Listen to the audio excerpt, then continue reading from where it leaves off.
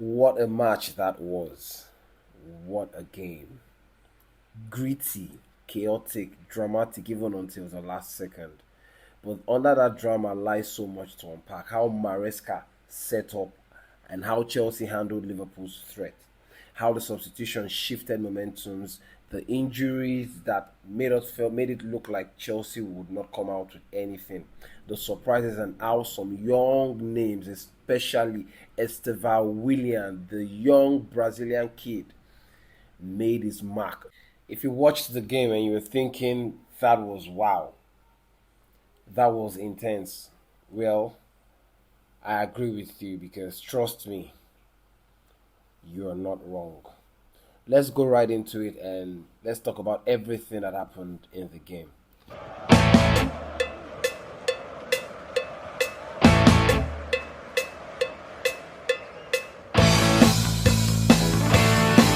It was a late winner from Estevão Willian in stoppage time, which turned a heated affair into pure magic. But that was more than just a late goal. It was tactical chess, guts, drama, and proof that Maresca can inspire belief even when the odds are stacked. Chelsea went with the 4-2-3-1 formation with Sanchez in goal, Reece James at right back, Josh Acheampong, which was a surprising start for me because if you look at my predicted lineup, I thought it was going to be Badiashile and Hirolato. So it was Josh Acheampong, Benoit Badiashile at the centre back pairing with Cucurella at the left back. In the midfield, we had Moises Caicedo and Fernando Enzo Fernandez rather. Then, surprisingly, we could see Malagusto playing from. I'm confused because each time I see Reece James and Malagusto play together, I don't know who is inverting and I don't know who is bombing up and down the flank. But then see Malagusto and Enzo Reece James starting together. Then in the attacking trio we have Enzo. Okay, now I get it. Now I get it. It was Gusto and Moises Caicedo playing at the base of the midfield with Enzo Fernandez playing from the 10. Then on the right we have Pedro Neto, and on the left he started Garnacho, and up top was Joao Pedro. And Liverpool made changes with, like you said, Alisson was out for the Liverpool game, and Georgi Mamadashvili replaced Alisson in goal. They started with their usual firepower with Isak, Salah, and Gakpo as the attacking front line, and then midfield support via Sloboslai, Gravenberch, and McAllister. So right away, the weakness in Chelsea's backline was visible. I'm not gonna lie. Okay, it was visible because okay. So the thing is, I wasn't able to watch the game yesterday because I was out, and it took me a while to come back. I've just watched it, and this is why I'm having my reaction coming out this late. Okay, so with injuries and suspensions to Levi Colwill, Fofana, Trevor Chalobah, Tosin Adarabioyo, it was obvious that we're going to be very thin at the back. Okay, so we had, like I said, Reece James, Acheampong, Benoit Badiashile, and Marco Corella at the back line, and the cracks were there. And Liverpool wanted to come at Chelsea from the get-go. Maresca had to piece together a defense with Acheampong and Badiashile. Two pairings who have not been regulars, they've not been starters, and have not played together. With the reliance on Reece James, and blimey, he delivered to the T. So the gamble was there from minute one. The questions were, can the makeshift back survive Liverpool's front line? Can the attack break? Can Chelsea's attack, or could Chelsea's attack break Liverpool's defense? Maresca started aggressively. Chelsea were sharper and pressing high, trying to unsettle Liverpool's rhythm, and they really got Liverpool unsettled. which paid off on the long run. In the 14th minute, Moises Caicedo unleashed an absolute screamer from a distance. Gee, I watched it and I was like, whoa. Each time Moises Caicedo scores, he scores screamers. Since he joined Chelsea and he's been playing and he's been scoring, he doesn't score often, but whenever he scores blinders. He whipped the ball into the top corner of the goalpost, and Mamashdashvili could not do anything to stop it. And that gave Chelsea the lead in the 14th minute. And that's the kind of statement that you want to put out there, that you're not just there to be rolled over by anything. And that goal set the tone for Chelsea. In the first half, you could see that Chelsea controlled the game for most part of the first half than Liverpool. Liverpool were really, really unsettled with the way Chelsea were pressing them. They tried to push back, but Chelsea's structure held. Garnacho was today a menace, running behind Conor Bradley repeatedly and dragging defenders away. Acheampong and Badeshu made key clearances, especially Badeshu today, just like the game against Benfica was monstrous. It was immense. Okay, and thankfully, it's been confirmed that he's not injured. I think it just had to do with muscle cramps as well as the same is the case for Josh Acheampong. These two made blocks and all that, and Reece James with experience and everything. There's nothing anyone wants to say to me. Reece James is the best, not just the best right back, is the best defender in England. Take it like that. Because he has never played as a centre back. When push came to shove, he was required to play centre back. And he did that against Liverpool today. He started off as a right back, inverting into the midfield and all that. At some point, he was also bombing up and down the flank. These are things that we all know that Reece James is capable of doing from the time we knew Reece James. But having to revert to or to result in playing the centre back because we're already one man down, not like we had the card or anything. Injuries had already crept in, and so substitutions were made, and we did not have any other defender centre back to bring on to shore up the defense. Reece James was required to go play the centre back and then have Gusto come back to the right back. And still, he delivered. It delivered to the T. The backline wasn't perfect, but it looked composed under pressure. The cracks were there, but the defensive depth were tested. But both centre backs stood up to the occasion. I wasn't expecting Acheampong to play today. At best, I wasn't expecting him to start. I thought it was Badeshu and Gerard Atto because these two look very cool and composed with the ball. Well, even though they've not played together. So yeah, the cracks were there. Liverpool, for their part, were dangerous on counters. After seeing that Chelsea kept Liverpool or pushed Liverpool back and didn't give Liverpool breathing space, the only outlet or option Liverpool had was to try and catch Chelsea out on the counter. Their substitutions and pressing in the second half it actually shifted the balance. Liverpool came out swinging in the second half because we all knew that Liverpool were never going to go down without a fight. They looked sharp. I just felt like I always say, Chelsea always, at the end of in the second half, Chelsea always come out with their foot off the gas. Liverpool were sharper, cutting lines, looking for the equalizer. Salah and Isak got more even involved. And around the 63rd minute, they got it from a goal from Cody Gakpo. When I watched it, I was like, okay. That should not have happened.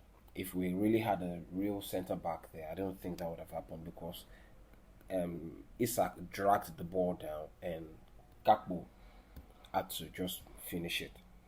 Yeah, so with an assist from Isak. So yeah, we then at some point Chelsea looked rattled. The defensive pairing started breaking, but the Shield and Acheampong both went down. And that was, Badeshil is just recovering. You all know Badeshil is just returning from a long injury. And Acheampong has not had to play this type of intense game. So, yeah, it was expected that he would have cramps or fatigue will set in at some point. Rhys James was shifted into a more central role to stabilize alongside Gerald Atto. And even though, like I said, Rhys James has never played that role before as a centre back, he did not deliver. It delivered and did not fail. Maresca had to react and he brought on Gittins, Atto for the very first time. And this is me thinking, if you remember in my preview, I was like, there was no way McHugh was ever going to play.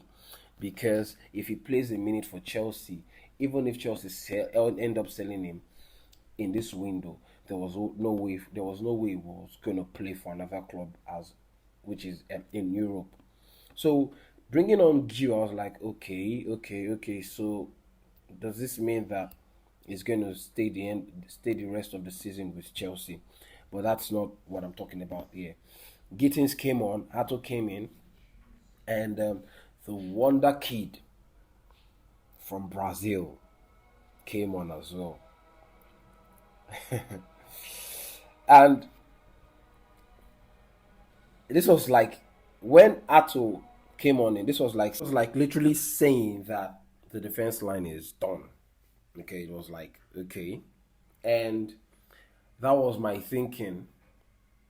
And then Maresca had to react again. And the team started they moved from high pressing to trying to catch Liverpool out on the counter. And this worked. Like I said, this was tactical chess. Like pump, pump, pump, pump, pump. Maresca just knew. It reacted very well. This was a Maresca that we knew, we saw, and we were excited to have when he first joined Chelsea. And man did not fail. He didn't fail. He delivered. He did. The game was yesterday, and I already know the scoreline. But I've watched it, and I'm like, wow, he delivered to the T. This is him coming out to shut critics up again. And Chelsea reverted to trying to catch Liverpool out on the counter because in the second half, Liverpool came out swinging and firing, and they were like, no, they were not going to go down without a fight. And I'm just going to make key mentions here. Garnacho, it looks like he wants to prove a lot of people wrong. Today, the game, man, it really dragged the defense line, Liverpool's defense line, always wanting to catch them out, especially Bradley. It nearly ran Bradley to the floor, causing defensive shifts. He actually nearly got a goal. He nearly got a goal with his side footing. He nearly went into the net, and that would have just been wow. Garnacho making a statement that he was back, or he was actually ready to make his mark. Then Badiashile, that guy is monstrous. He's colossal.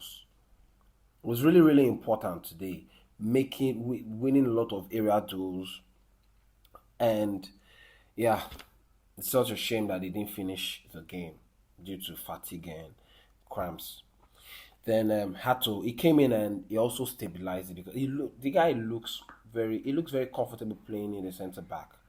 Okay, and he managed to he fed very well under pressure. The pressure of that second half from Liverpool. It's not easy coming in the second half in an intense game like this. And you actually have to, you worked your way around it and he did it very well. Okay, then Gittins also came on in the latter stage of the game and added energy. Today it looked, yeah, that's the type of, this is, he was showing glimpses of the Gittins we saw during the preseason against AC Milan and Bayern Leverkusen. Again, then Acheampong. This man, I hope that we don't lose him. I really hope we don't lose him. He's going to be another versatile player just like Reece James. And what a privilege for him to learn directly from Reece James. And I hope that we don't sell him. To in the game, alongside Badiashile, the silenced Isaac right until the time Isaac had the opportunity to make the assist or lead the pass for Cody Gakpo to equalize. And then Lavia, we have so missed him. He didn't play full minutes. He didn't start the game, but he came on and you could see the difference. You could just see the difference. Lavia is a different breed. I just wished that the injury that is always uh messing him up will just leave him. And then this is Lavia is, I dare say, if Lavia was injury free, is Rodri 2.0. I promise you. Is Rodri. He's so technical. He's so calm and cool. He's so collected. Even he's not even faced with pressure. He does his thing. And his line breaking passes are also things that we've missed. McGill came on. He came on late, and you could see that he added pace and energy in the front line. Then Reece James, the unsung hero. He started from the right back, then slotting into the centre back. And at times, like I said, pushed him into the midfield. And sometimes he was required to even bomb up and down the flank. In this game, it was everywhere. Him and Caicedo. Today, they were everywhere. Now let's talk about Estevão William, the Brazilian kid. He rose to the occasion, and boy oh boy, did he deliver. Woo! Wow. What a match for him to make his open his goal chart. It was against Liverpool. The Liverpool tipped to be title champions at the end of the season. Estevão opened his goal chart against them in the 90 plus minute. He came on and he's so fearless. He's so direct. And he's got a mind of his own. He's never faced. He's playing and he's playing with smiles on his face. That's the type. That's the type of. It's just saying that he's him. He's him. He's out there to do his thing. And come what may, no matter who he's up against, he's going to do his thing, or at best try to do his thing. And it was just so beautiful seeing the way he celebrated. He laid on the floor at the blast of the final whistle, and it was. I saw a picture where Cole Palmer and Tosin were on the bench, and they screamed. They were over. They were. This was the game yesterday. I watched it today, and I'm like, oh my god, I missed this. It was really beautiful. It was a statement that Chelsea was putting out there that despite injuries and everything, they still had we still have it. This is Chelsea history. This is the history of Chelsea. When when the odds are against Chelsea, they will still stand the ground. At least they will not go down without a fight, and Chelsea did not go down without a fight. This time around, They came up with their heads high and they came up with in flying colors. They came up top. They came up the winner against a firing Liverpool squad. That was a beautiful goal from Moises Caicedo. He's always scoring belters and screamers and all that. And from here, I just hope that Chelsea will take the initiative, and I hope that Maresca will become bolder and daring, because if he could bring on players like McGew, Gittins, and in a game where we felt like we were under pressure, instead of sitting back and soaking up and all that, he still brought on players to go for the kill. Without play, we missed out on Simmons, missed out on Kudus, we missed out on Lopez and all that. We had this one, and yet we delivered. This should send a belief throughout the whole team that even though the squad is not as what we all expect, or maybe they expected better from the higher ups, I mean the recruiting team, they still have some firing power and they still have everything to mount at least a top four challenge, because with this squad I don't expect a title challenge. Okay, and I hope that they won't belie expectations of the fans.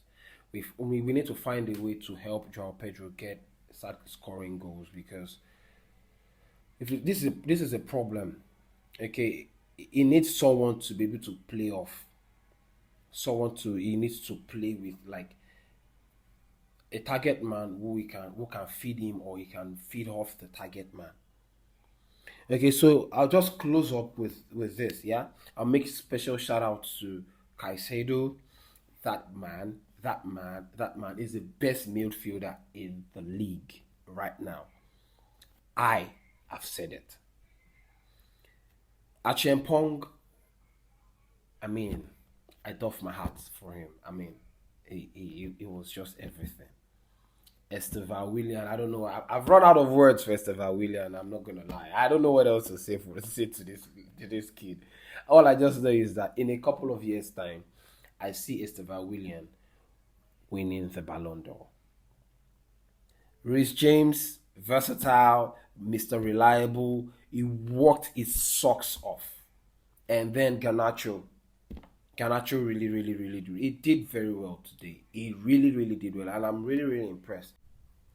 I hope that Maresca can start to trust the young players more. We don't have any other option. He doesn't have any other choice. I'm glad that he's been able to use McGew. Maybe at some point he can use McGew as a target man and Joao Pedro playing behind him, and trust the 90 nearly 90 million pounds worth of signing left wing attackers in Gittins and Garnacho more, and see what comes up, because we don't have any choice anymore. Okay, he should be able to manage the squad going forward better, and hopefully before we deliver and we have the rest of the team, the players out injured, we have them back.